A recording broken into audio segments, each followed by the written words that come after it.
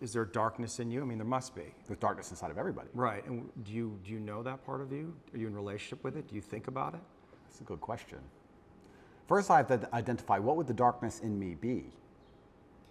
Well, let me present something to you, because I stood up for you after you got canceled off social media, and I have a lot of female clients, and they had questions about that. I mean, they know me and they trust me, so they're curious. Yeah.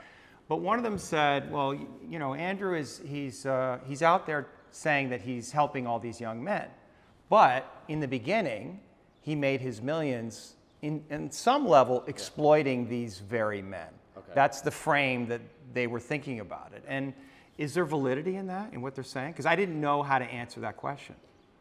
I don't think I exploited the men. I think I exploited, maybe I did exploit the men, but let me change my answer.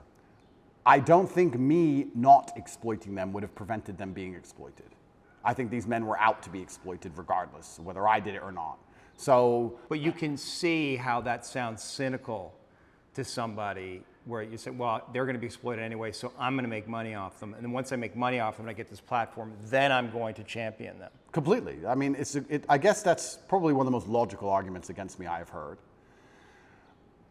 Then we have to argue whether I was really exploiting them, which is another argument, right? Absolutely. Because a lot of these men, the only reason they didn't kill themselves is because they had an online girlfriend. Sure. So I actually think that webcamming and girls as a whole is closer to therapy than it is porn. Truly. These men are completely miserable. And the only joy they have is logging into that website. So I don't think I did exploit them. The reason I said the fact they were going to be exploited anyway, it's very similar to having an alcohol store. Let's say there's 3 alcohol stores in a row and all of your customers are alcoholics. Well, if you close your alcohol store, what happens? They just buy at the next store next door. Right. They're still going to be an alcoholic. You're not saving anyone's life. Right. But I don't think I necessarily exploited. I didn't see myself as exploiting them or exploiting the girls. I don't think that. I think it was a business opportunity, and I approached it the way I approach everything, which is extremely professionally, and I got good at it, and we had a very successful company. Everybody was happy, including the men at home and including the women who all became millionaires. I've turned more women into millionaires than I've turned men into millionaires. So, but maybe that's the reason they're coming after you, because they feel in that a contradiction, and they're not buying your story. Right? They don't believe it. They're like, oh, this is an act. He's not genuine. He's actually out for himself. Right? Well, and so that's the place that they want to get you, because there's definitely an energy out there. They want to get you. Oh, no, they're out to get me. Yeah. And I don't think that's the reason why, though. Well, depends who we're talking about. Yeah. But we're talking about the Matrix. I understand why they're, and you've talked about that a lot in podcasts. We could talk about that, you know, because you are speaking a lot of truth, and you're confronting all the lies in the culture, and you're speaking against the most powerful forces in the world. But individual women, let's say, they're going to look at what you're doing, a lot of them, and a lot of them, you know, they're completely insane, and they're looking at these little clips, and they're distorted in their own feminism, and maybe unconsciously they can't reconcile to the fact that they would actually want a man like you. I think that's a lot of what's going on. It's like projection. I'd agree with that. You know? Nevertheless, there is an energy that's like they want to get you. They want you to be punished in some way. Yeah. And so, like, how do you, like, what do you do with that? How do you deal with that? Like, how do you answer to that? Like, if that woman was sitting here, what do you say to her? Yeah, I would say that her argument, to a degree, is a logic fail. Let's take it away from webcamming. But it's a female logic.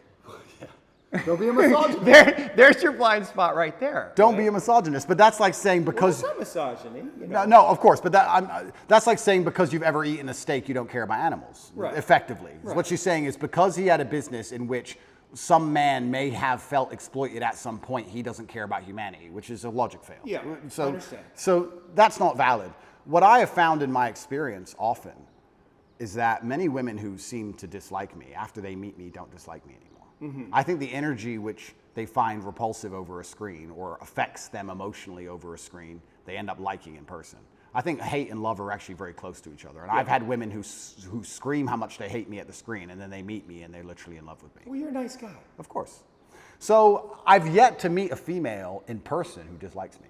And I would love to talk to these women. I think that'd be the best conversation ever. I think it'd be the best podcast on earth. Yeah. But they are out to get me. They're certainly out to get me. I think that the fact that I'm so assured in a lot of my convictions, they find very threatening. people in general now seem to find it threatening when you're the kind of person who says, no, it's this way. And they say, oh, but the news said it's that way. Don't care. It's this way. And they find that ignorant, but it's not ignorant. I think it's just assured in your convictions, and they find that threatening, very threatening. I think that there's a lot of people who find me threatening, not because of necessarily what I say, but just how sure I am in my convictions and the way I present myself and in my monumental success. They find that overall threatening, the same way a rabbit will find a tiger threatening. It doesn't know why, it's just like, it just wants to run away from it. So is it incumbent on you then change the way you're delivering the information so more people can hear it? No.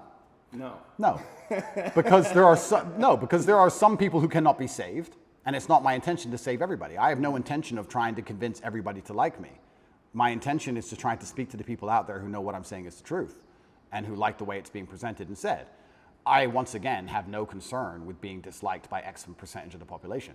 And I want to make this clear. I've spoken to a lot of people who have talked about how their mental health has been affected by, online bullying and media campaigns and smear campaigns. I don't think anybody's been attacked by the media in the last 2 years harder than me. Every day, there is something in the media trying to paint me as a bad person.